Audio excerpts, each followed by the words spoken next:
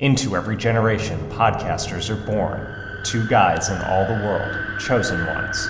They alone will wield the strength and skill to discuss the vampires, demons, and the forces of darkness, to lament the spread of their evil and the swell of their number. This is the Untitled Buffy Project. In this episode, the I-In team, Buffy is given the grand tour of the initiative, but Walsh leaves out what's behind door 314, which turns out to be some kind of Frankenstein's monster called Adam. In fact, it is not long before Walsh is setting a trap for Buffy and sends her in alone. This episode was written by David Fury and directed by James Contner. Oh, also Buffy and Riley have sex. It was pretty hot. Carter, would you like a boost bar? Can I interest you in a tasty, protein-heavy workout bar of some kind? I think my reaction would be similar to Giles. Maybe if they're raspberry. I think it's cherry, right? Or berry blast. Yeah, I don't. It's something gross. You don't want it. Xander's going through all kinds of leaps and maneuverings to try and make a buck. Yeah, he just can't deal, man. He's going from thing to thing. He's living in a basement, and he seems Xander's really interesting. Like, as a character, he's much more confident and together and with it, just as a person. Mm-hmm. But his life is a mess. So, like, before, his life was, he was in high school. Like, sorry, everyone who's in high school, but, like, how much of a mess can your life really be when you're in high school? But now he's, like, he socially and as a character, he was all over the place. He was in love with Buffy, and he had feelings for Willow, and, he just didn't know his place in the world, and I think he really does now, and maybe part of that is Anya? I was just going to say, I think a huge part of that is Anya. She kind of forced her way into his life, but I don't think ever since it's happened, he's really objected. Yeah. He knows how good he's got it. Yeah, she gets one of those great lines. Someone says something like brand spanking new, or like they use the word spanking in a sentence, and she says, yes, we've enjoyed the spanking. I love her delivery of lines. She's so deadpan. Because she doesn't get it. She's so good at playing that I don't get it. Yeah, she's just 100% open and honest, and she does not detect sarcasm or irony at all. which makes sense, because she was a vengeance demon for whatever, 900. something like 1,000 years. A long time. I love that Xander is pushing energy bars, and that they're apparently horrible. Of course they are. Remember the energy bars. I'm going to bring it up in a future episode. Okay. So one of my notes is Professor Walsh is awfully suspicious. ... Isn't she? I mean, I kind of understand why Buffy has an intuition to question this authority, because all the crazy stuff she's been through, it's probably in her best interest not to trust anyone at first. And it makes sense that everyone under Walsh's command doesn't question her, because they are military, and it's about the mission, it's about the commands. It's not about your motivation or like who it matters. Like, it's the job. Do the job. Right. Well, but at the same time, Walsh is kind of heaping praise onto Buffy, and I think it comes off as not very genuine. That's suspicious, Yeah. As the audience, we should be questioning her motives, especially since we have this 314 connection. The whole final, I mentioned this before, the final third of the season is being set up across a number of episodes. Like 314, whatever it is, obviously is going to be what we're going to confront. We've been waiting for a big bad. It was not Spike as much as he wanted it to be. Right. I think it's 314. Yes. So Buffy gets the grand tour, the tour of the facility of the initiative, and they get a good sex joke in. They get a dick joke, and they call back to this a couple times when Riley and Buffy descend into the initiative. She says, "You told me it was big, but not that it was huge." And then he says something, "Well, I don't like to brag." Riley's so humble. Exactly. This is the one area where he can sort of be, the man. Because I think, like in the last episode, Walsh makes a big deal, like, well, Agent Finn has dispatched 17. What do they call bad guys? Hostile Hostiles. subterraneans. Hostile subterrestrials, yeah. HSTs. HSTs. He's dispatched 17 HSTs. How many have you dispatched? And, Buffy was like, I don't want to say, because she dispatches several every episode. I really don't think that she probably has an accurate number in her head. It's hundreds. Hundreds. Hundreds. I've been doing this since I was 15, which was only 4 years ago, right? Right. Don't think about it too hard. They give her a pager. Yeah, they want her on the team. What century are we living in? Apparently the 20th. Yeah, I think this episode aired in January of 2000. I thought of 3 episodes ago was Hush, and during that I was like, man, if they did this plot now, what the hell would they do about the cell phone problem? Like, how would they do that plot without getting rid of the cell phones? They would have to destroy the cell phones somehow, because everyone would still be able to communicate. Yeah. Anyway, that's one of those anachronisms that really brings me out of a show. I mean, even though it looks pretty good, because by 2000, even a cable show could have decent special effects. A pager? A pager. Ugh. Like they're doctors. Walsh's whole spiel as they go through the initiative, it sounds like something she says a lot. Like every time they bring, like it's practiced. Like it's a elevator pitch. Yeah, we have to assume this is related to the government in some way. It wouldn't have the funding otherwise. So I'm sure there's like military brass that's come through here, and she's given them the same tour. Yeah, she's got this line: lose any of that, and she's like equipment. Lose any of that, and there's hell to pay. And down here, we mean that literally. And she just says it like she's said it 100 times. She is a tour guide. It was good though, because it's sort of the banality of evil, like there's this whole bureaucracy, but it's also at the same time, as we learn very quickly, I think we learn right after that big tour, that Walsh is not a good guy. She's a bad guy.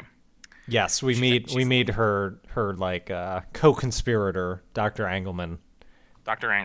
And we get to see the Thing. She's a lady Dr. Frankenstein. Right. And she's named her Frankenstein's monster Adam, which is very fitting if you understand where the book Frankenstein comes from, which is Paradise Lost. A little heavy-handed, right? oh well. She actually says, "How's our baby doing?" I'm gonna, when we talk about the end of this episode, I got a couple questions. Maybe Sean, you have some thoughts on this. Maybe there are no thoughts to be had. But anyway, something's going on. Tara is also becoming a more and more important character. Willow has the line earlier on, everybody's getting spanked but me, in the poker game. And I think they were at the Bronze, and she says something to Buffy about not being able to bring someone. Everyone has like their own significant other, right? Because she thought it was just going to be the Scooby Gang, and they show up in partners. And she was like, "If I had known, I would have brought someone." And Buffy's like, "I didn't know you had anyone to bring." And then this is horrible. Willow refers to Tara as a hypothetical someone. Oh, but then again, I just gotta say, they're so cute together. They are absolutely adorable. Buffy gets paged. Everyone in the Bronze, apparently the entire initiative was at the Bronze, because like 1 billion pagers go off. And they all like, we gotta go, we got something going on. And frat party. So Willow goes back to Tara. Tara had wanted to practice like a new spell or something, a powerful new spell. And, Willow was like, no, I gotta go. It's Buffy, it's my best friend. I gotta do this thing. And, we're not bringing like friends with quotation marks around it. So she goes back and finds Tara. And every time they go back to Tara, it's always I never expect her reaction. I was expecting she would be upset. You were gonna go off and like do stuff with friends, feelings and now hurt. because you're not. Yeah, and she's genuinely really excited that Willow came back to do stuff with her. Yeah, Tara's a very different kind of person. She is. She's like, oh, that's great. We can do stuff together. I thought we weren't going to be able to do stuff. I was just sitting here staring at the wall. Right, she's not upset. I really like her character. Really, really like her character. But then again, hypothetical someone, this is not going to last. There's no way that she's going to be able to like carry on whatever kind of relationship she's having with Tara and not bring her out of the metaphorical closet to at least to Buffy and to her friends. Mm-hmm. And also, they're just so cute together. And also, there's no way Buffy is going to be able to stay. Like, in the middle of this episode, I was like, there's no way Buffy is going to be able to stay connected with the Initiative. Like, something's going to happen. There's no way the Slayer can be connected with, like, a government institution, right? Right. She couldn't even stay with the Watchers Council. She does not get along with authority. Right. And, you know, you got the whole Spike thing. You know, Spike is sort of in collusion a little bit with the Scooby Gang, and, you know, one of the Initiative crews like sees Hostile 17, and they've got a tracer on him. And it's just like, there's no way this is going to work. Buffy and the team understand that there are shades of gray, and I think that the military doesn't see it that way. Yeah. Well, I didn't think it was all going to explode in one episode. I thought this would be a slow burn, and it was not. Surprise. It was not a slow burn. So there's this really, really weird sex fight scene with Buffy and Riley in this episode. Yeah. Where it's slow-mo, and they keep cutting back between, like, him and her doing sexy fun time, like, you know, and then fighting and dispatching bad guys. It was very unusual. I think I didn't know what I was supposed to feel. I think we're seeing them growing as a team in more ways than one is what we're supposed to get from that. Like the interaction between them as colleagues in the same battle is also helping cement their relationship and stuff in the bedroom. Like, it all works towards the same end. The way that it's edited, we're supposed to think that the sex scene happens after the fight scene, right? And the way that ends, you know, I forget who says it, Buffy or Riley. Someone says, "So what do you want to do now?" The weirdest thing about all of that, though, was Walsh was watching the whole thing. Yes, she was. Ooh. Apparently, Agent Finn means a whole lot more to her than we ever suspected. She's got cameras in his room. She's got a whole lot of stuff going on. She thinks of these soldiers as her soldiers. I have a note about that, about her watching Riley and Buffy. Why does she have a reel-to-reel on her console? Because some prop guy was like, this would be hilarious. I guess. I don't know. So Walsh is officially a bad guy now, right? Yes, and now she's decided to make her move on Buffy. Yeah. No more. I couldn't help but think of Empire Strikes Back. She says to Riley she could be a powerful ally. Like, is she Luke Skywalker? What? If she could be turned, she could be a powerful ally. Mm-hmm. But she's actually not interested in recruiting Buffy. She wants to kill her. She's not interested because she knows she's unrecruitable.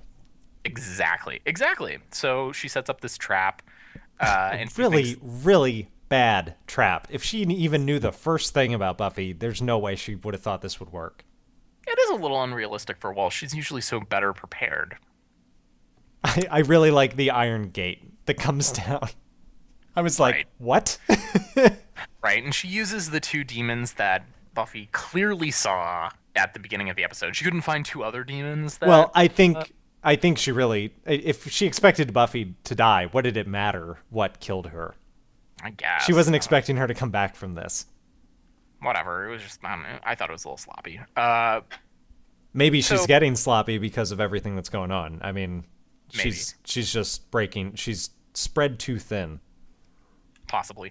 Buffy does evade the trap. Walsh thinks that she was killed because she takes the heart monitor camera thing off. And then Walsh tries to convince, I'm so sorry, Finn. It's I love the way she delivers it. It is so insincere. Oh, so. If Riley were a little more, if he would scrutinize a little more, he might have noticed. Yeah, he's not the sharpest tool in the tool shed. So after Walsh's little speech to Riley, Buffy picks up the camera and says, you know, I'm gonna go kill you. I know that, like, hey, you tried to kill me with these demons that I remember. That's not cool. I'm gonna get out of here and I'm gonna hunt you down. We'll be seeing you soon. Yeah, trust me when I say you're going to find out. Like she says, you know, it's like you said you don't know much about the Slayer. Trust me, you're going to find out. And Riley leaves, and Walsh like screams for him to stop and to come back. Yeah. Screams. Yeah, I really think she is breaking. Like, she's at her wit's end about all these things. She's trying to cover up what her actual project is, and she's trying to have people killed without anyone else knowing, and it's just too stressful. You can't do all that at once. Exactly. The kind of weird fight sex scene was when they were getting that demon who has the like stick arm. Right. The stabby thing in his arm. Stabby thing in the arm. And she attaches that to Adam. And then Adam tries it out. Yeah, and then he kills her. So I have a question. If Adam is the goal of the initiative's work, that what is his purpose? Right? So is there something that they want to use Adam for, or is Walsh just like a crazy bitch? At this point, I definitely don't know. That was my biggest question. Like, why are you building this thing? Is this like is he going to be a super soldier that we're going to use to, you know, enforce, you know, American whatever, blah, blah, blah? Are we going to use him is he like a maybe he's the manufactured prototype of what she envisions the future of the HST fighting army to be. Right, that's what I'm thinking. Like, is he supposed to be sort of like a manufactured Slayer? Right. That the U.S. government can control, or the initiative, or whatever, or is Walsh just crazy? Maybe if it was off the books, maybe it was something that she was working on to try and present, like, because it doesn't seem like that many people are in on this little project. No. Also, how did Adam get out of the initiative without anyone, like, knowing? Well, in addition to being... What's the security of this place? In addition to being a killing machine, he can turn into fog and go through the fence. I don't know.